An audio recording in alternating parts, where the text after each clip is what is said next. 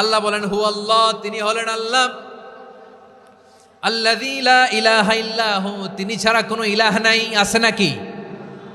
বারোয়াখালীবাসী আওয়াজ করে বলেন তো দেখি আমাদের ইলাহ কয়জন? আরো জোরে বলেন। একজন হইলে ভালো না বেশি হইলে ভালো? ওয়া ইলাহুকুম ইলাহু ওয়াহিদুন লা ইলাহা ইল্লা হুয়ার রহমানুর রহিম। আল্লাহ বলেন তোমাদের ইলাহ হলো একজন, তিনি ছাড়া কোনো ইলাহ নেই, তিনি দয়াময়, তিনি মেহেরবান। ইলাহ যদি একজন না হয়ে দুইজন হতো, ঝামেলা আছে না নাই? লাউ কানা ফীহিমা আলিহাতুন ইল্লাল্লাহু লাফাসাদাতা, আকাশ এবং জমিনের মধ্যে ইলাহ একজন না হয়ে যদি মাত্র দুইজন হতো, আকাশ জমিন ভেঙে খান খান হয়ে যেত। ঠিক কিনা বলেন? দুইজন ইলাহ হইলে খান খান হয়ে যেত। আমাদের রব একজন হইলে ভালো না বেশি হইলে ভালো? কথা বুঝতেছেন? আরে একজনের তো মন জোগায় চলতে পারি না, ঠিক কিনা? হ্যাঁ, একজন, তিনি যে আদেশগুলো দিয়েছেন আমাদের দুর্বলতার কারণে আমরা তো পারি না। যদি 10 জন হইতো, ওই 10 জনের হ্যাপি করতে পারতাম, তাদেরকে স্যাটিসফাই করা যেত এত সহজে? 10 জনের 10 নিয়ম থাকতো। একজন বলতো আমার সেজদা দিবি সকালে, আরেকজন বলবে আমার জন্য নামাজ পড়বি 3 বার, আরেকজন বলবে আমার জন্য যাকাত দিবি এতবার, আরেকজন বলতো আমার জন্য কুরবানি দিবা এতবার। তাহলে আমাদের জন্য কঠিন হয়ে যেত, ঠিক কিনা?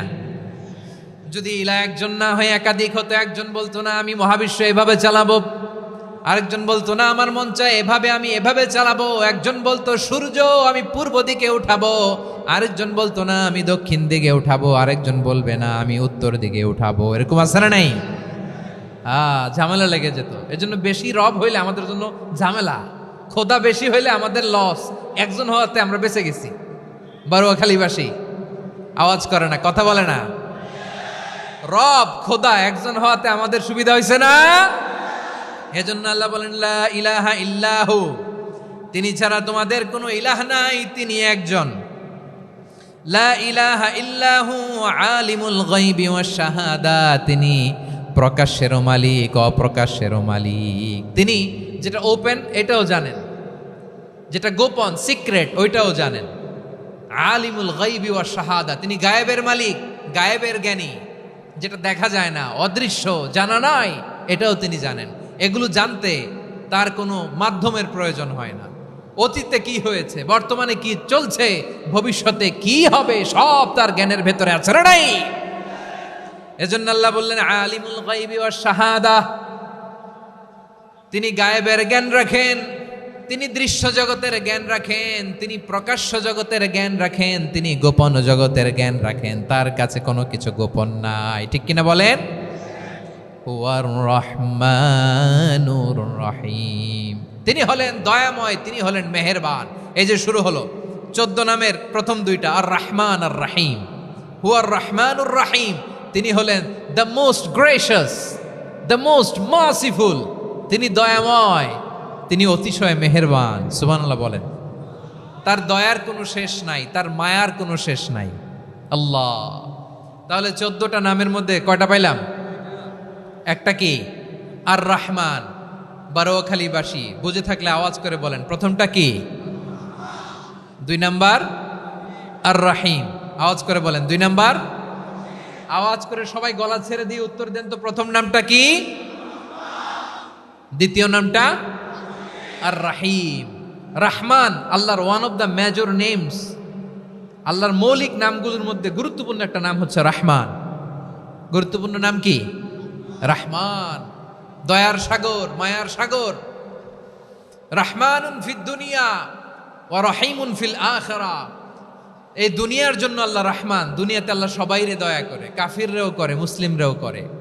আর আখিরাতের জন্য তিনি রহিম, সেখানে কাফির মুশরিকদের জন্য আল্লাহর পক্ষ থেকে কোনো দয়া থাকবে না। চিল্লায় বলেন ঠিক কি না? এজন্য আল্লাহ বললেন আমার মৌলিক একটা নাম হলো রহমান। আল্লাহর পরে অন্য কোন নাম দিয়ে যদি তোমরা আমার নাম প্রকাশ করতে চাও, জপতে চাও, ডাকতে চাও, তোমরা রহমান নামে ডাকো।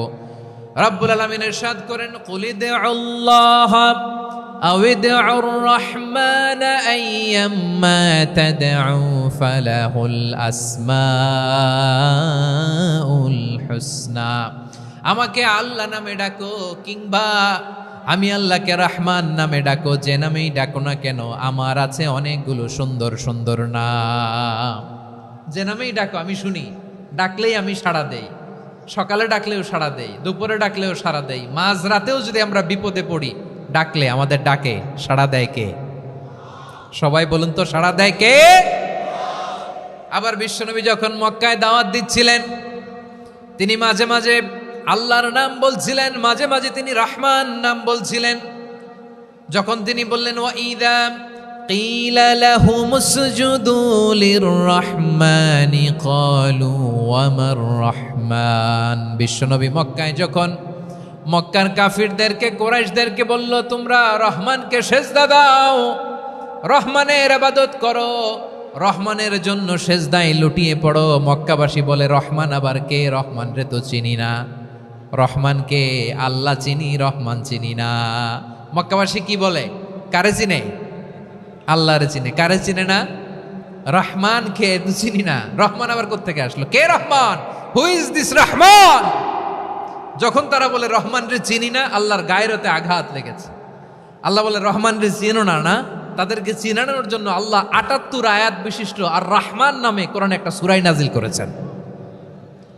যখন মক্কার কুরাইশরা বলে আল্লাহ চিনি, রহমান চিনি না, আল্লাহ বলে রহমান রে চিনো না, তাহলে চিনে নাও রহমান নামে তিনি ৭৮ আয়াত বিশিষ্ট কালামুল্লাহ মাজিদে একটা গোটা সূরাই নাজিল করে দিয়েছেন। তিনি নাজিল করলেন আর রহমানু আল্লামাল কুরআনা খালাকাল ইনসানা আল্লামাহুল বায়ান। দয়াময় রহমান শেখালেন কোরআন, বানালেন ইনসান শেখালেন বায়ান। দয়াময় রহমান শেখালেন কোরআন, বানালেন ইনসান শেখালেন বায়ান। দয়াময় রহমান শেখালেন কোরআন, বানালেন ইনসান শেখালেন বায়ান। পড়েন আল্লাহু আকবার। আল্লাহ বলে রহমান কারে বলে চেনো না? শুনে নাও, ৭৮ আয়াত বিশিষ্ট গোটা একটা সূরাই নাজিল করে দিলাম, সূরাতু আর রহমান। আর রহমান তিনি দয়ালু, আল্লামাল কোরআন তিনি মানুষকে কোরআন শিখিয়েছেন, খালাকাল ইনসান মানুষ বানিয়েছেন, আল্লামাহুল বায়ান মানুষকে কথা বলা বর্ণনা করা শিখিয়েছেন। পড়েন সুবহানাল্লাহ। গোটা একটা সূরাই নাজিল করেছেন, সূরাতু আর রহমান।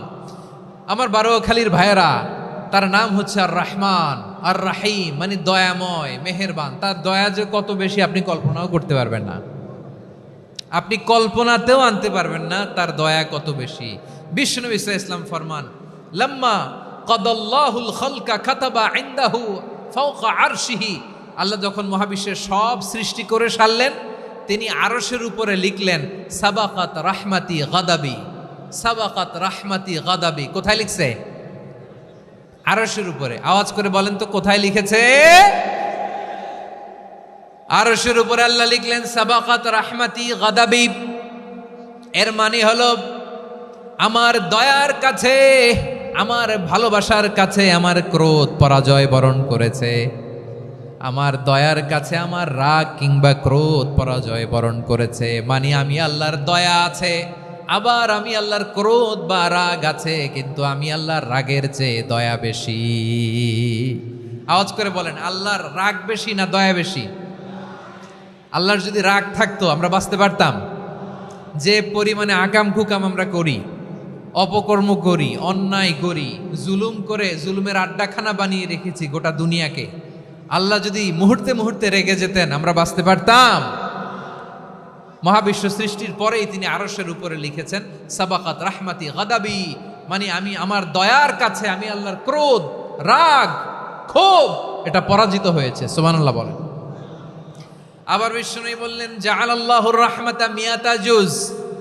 আল্লাহ দয়ার ভালোবাসাকে 100 টুকরা করলেন, 99 টুকরা দয়া মায়া ভালোবাসা আল্লাহ নিজের কাছে রেখে দিলেন, আর 1 টুকরা দয়া মায়া ভালোবাসা আল্লাহ গোটা বিশ্বের সবার মাঝে ঢেলে দিলেন। দয়া মায়া ভালোবাসা 100 টুকরা করে আল্লাহ নিজের কাছে রাখছেন কয় টুকরা? সবাই বলেন 99 টুকরা। আর গোটা বিশ্বের সবার মাঝে ভাগ করে দিয়েছেন কয় টুকরা? এবার এই এক টুকরার নমুনা দেখেন তো পৃথিবীতে। স্বামী স্ত্রীর জন্য কত ভালোবাসা, বন্ধু বন্ধুর জন্য কত ভালোবাসা, গার্লফ্রেন্ড বয়ফ্রেন্ডের জন্য গলায় ফাঁস লাগায়, আছে না নাই? এই এখন গলার আওয়াজ বাড়ছে ইয়াংদের।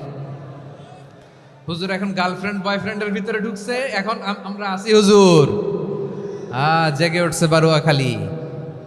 দেখেন এই তো কয়েকদিন আগেই তো, কত বছরের 12 না কত বছরের এক মেয়ে, কত বছর? 11। ওই দেখেন সব মুখস্থ দুষ্টগুলার, আর কিছু মুখস্থ না থাকলে এগুলো মুখস্থ। 11 বছরের, তারে কি বলবো, তরুণীও তো না, কিশোরী। এই কিশোরী ভালোবাসার টানে বাপ মা থুইয়া চলে গেছে কোথায়? দেখেন ভালোবাসারে আল্লাহ 100 টুকরা করেছেন, 99 টুকরা ভালোবাসা আল্লাহ নিজের জন্য রেখেছেন, এক টুকরা আমাদের সবাইকে ভাগ করে দিয়েছেন। যত পাখি আছে পৃথিবীতে, যত মাছ আছে, যত প্রাণী আছে, যত মানুষ আছে, যত জিন আছে, আমরা সবাই মিলে পেয়েছি ভালোবাসার কয় টুকরা? আর আরশে আজিমের অধিপতি আল্লাহ, তিনি তার কাছে ভালোবাসা রেখে দিয়েছেন কয় টুকরা? তাহলে এবার আওয়াজ করে বলেন, আল্লাহর রাগ বেশি নাকি দয়া বেশি? আল্লাহ তুমি দয়ার সাগর, রহমানুর রহিম, তোমার দয়ায় পূর্ণ আমার সারা নিশিদিন। সবাই পড়েন, আল্লাহ তুমি দয়ার সাগর, রহমানুর রহিম, তোমার দয়ায় পূর্ণ আমার সারা নিশিদিন। আল্লাহু আকবার। আল্লাহ বলেন, রাহমাতি ওয়াসিআত কুল্লা শাই, গোটা বিশ্বের সব জায়গায় আমি আল্লাহর রহমত বিস্তৃত, এমন কোন জায়গা নাই যেখানে আমি আল্লাহর রহমত নাই। ঠিক কিনা বলেন? এমন কোন জায়গা নাই আমি আল্লাহর রহমত নাই। আমি আল্লাহর রহমত ছাড়া গাছের একটা পাতা নড়ে না, আমি আল্লাহর দয়ার রহমত ছাড়া গাছের একটা পাতা পড়ে না, আমি আল্লাহর দয়ার রহমত ছাড়া আকাশ থেকে এক ফোঁটা বৃষ্টি ঝরে না। তিনি হলেন রহমান, তিনি হলেন রাহিম। ঠিক কিনা বলে?